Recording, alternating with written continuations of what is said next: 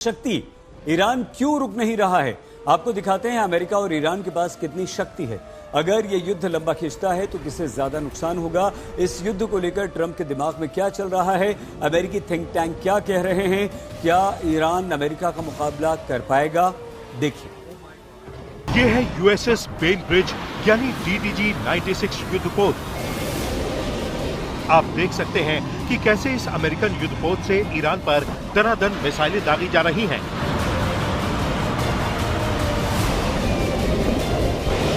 ये video America की तरफ से जारी किया गया है। ये कार्रवाई ईरान के खिलाफ चल रहे सैन्य अभियान का हिस्सा बताई गई है। अमेरिका के ऑपरेशन फ्यूरी का ये वीडियो दुनिया में संदेश देने के लिए है। ईरान के खिलाफ जो जंग अमेरिका ने छेड़ी है उसे अंजाम तक पहुंचाने में अमेरिका पूरी शिद्दत से जुटा है। अमेरिकी राष्ट्रपति डोनाल्ड ट्रंप का दावा है कि उनके देश के पास अहम हथियारों की लगभग असीमित सप्लाई है।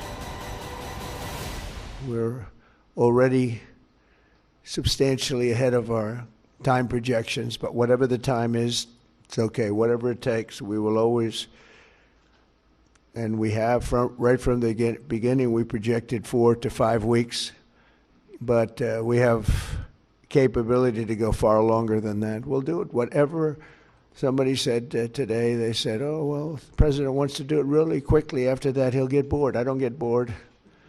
There's nothing boring about this. Do you agree with that, Pete? I don't think there's anything, Mr. General. I think there's nothing boring about it.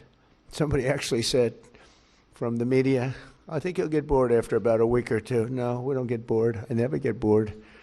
If I got bored, I wouldn't be standing here right now. I guarantee you that. वहीं Iran के रक्षा मंत्रालय का कहना है कि उनके पास दुश्मन का लंबे समय तक मुकाबला करने की क्षमता है, लेकिन सिर्फ हथियारों का भंडार और उनकी सप्लाई ही युद्ध का नतीजा तय नहीं करता।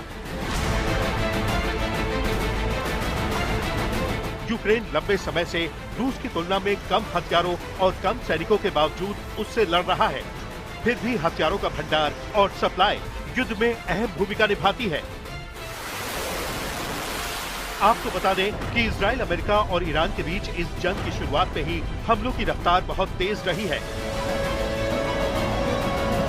दोनों पक्ष जितनी तेजी से हथियार इस्तेमाल कर रहे हैं, उतनी तेजी से उनका उत्पादन नहीं हो पा रहा है।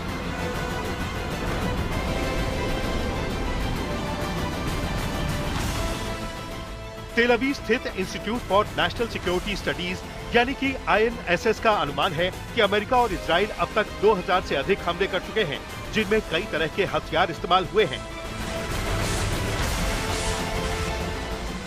INSS के मुताबिक ईरान अब तक 571 मिसाइलें और 1391 ड्रोन दाग चुका है। इनमें से कई को हवा में ही मार गिराया गया, लेकिन इस स्तर की लड़ाई को लंबे समय तक जारी रखना दोनों पक्षों के लिए मुश्किल होता जाएगा।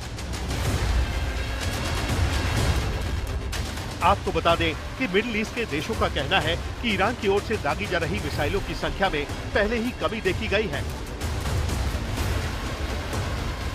युद्ध के पहले दिन सैकड़ों मिसाइलें दागी गई थी, जो अब घटकर दर्जनों रह गई हैं।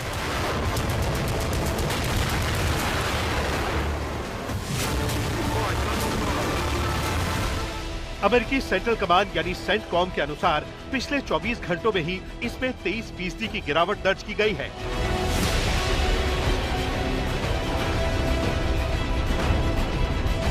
युद्ध से पहले माना जाता था कि ईरान ने कई हजार Shahid one way attack drone missile बना रखे हैं। इस तकनीक को उसने रूस को भी दिया, जो यूक्रेन में इनका इस्तेमाल कर रहा है। अमेरिका ने भी इस डिजाइन की नकल की है। हालांकि ये भी संभव है कि ईरान अपने भंडार को बचाने के लिए जानबूझकर हमले कम कर रहा हो, लेकिन उत्पादन बनाए रखना अब और मुश्किल होगा। अमेरिका का दावा है कि ईरान का ज्यादातर एयर डिफेंस सिस्टम अब नष्ट हो चुका है। वायु रक्षा प्रणाली नष्ट हो चुकी है, उसकी वायुसेना भी अब प्रभावी नहीं रह गई है।